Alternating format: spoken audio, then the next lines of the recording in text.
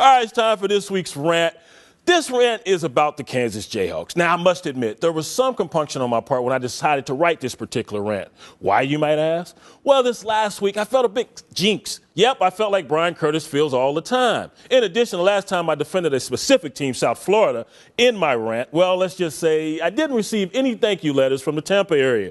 They, the Bulls, were number 2 at the time and then proceeded to get walloped by Rutgers the week of my defense.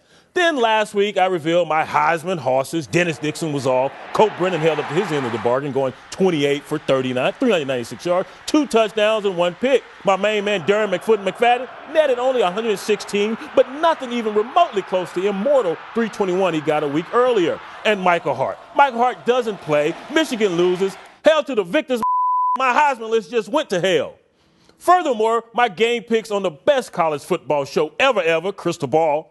Really, it is. Stop laughing. You need to tune in and you'll see exactly what I mean. Back to my picks. Although I was above 500, my partners in crime, Trev Alberts and Greg Emsinger, went 5-0 and 4-1 respectively. That just sucks, folks. Do you Kansas folks understand now why there is a momentary hesitation on my part to defend your incredible season?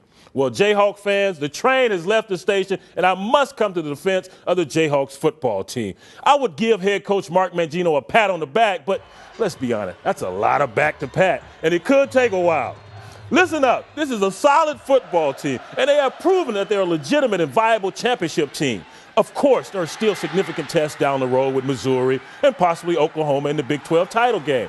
This team is top 10 in offense and just outside the top 10 on defense, sitting at number 12. And they don't beat themselves, leading the country in turnover margin. They whipped up on Kansas State after the Wildcats went down to Austin and showed out. Them damn JUCO players, reference to a previous rant. Many thought this past weekend's game versus Oklahoma State would be difficult. I have no idea why. The Cowboys head coach may be a man, but their defense has none. So let's sit back, relax, and recognize that this Kansas team is pretty freaking good. Kansas fans, if you would please read the small print accompanying this rant, which indemnifies me if your season goes to hell after this rant. Also, if you want to send a topic for me to rant on, please send it to bjrant@chstv.com. And we got an email this week from Jonathan R. Bush. I hope he's not a fan of those other Bushes. Anyway, he's from Florida. He felt like I should have put Tim Tebow on my Heisman horses list. And he's right. Tim Tebow's having a hell of a season. I should have put him on my list, but I should have put Graham Harrell on there as well, although Tebow's competition is a little bit better than Texas Tech. So I'm sorry, Mr. Bush, but thank you for the email. If you got an email or just want to discuss the rants, send them to bjsrant@chstv.com. We'll see you next week.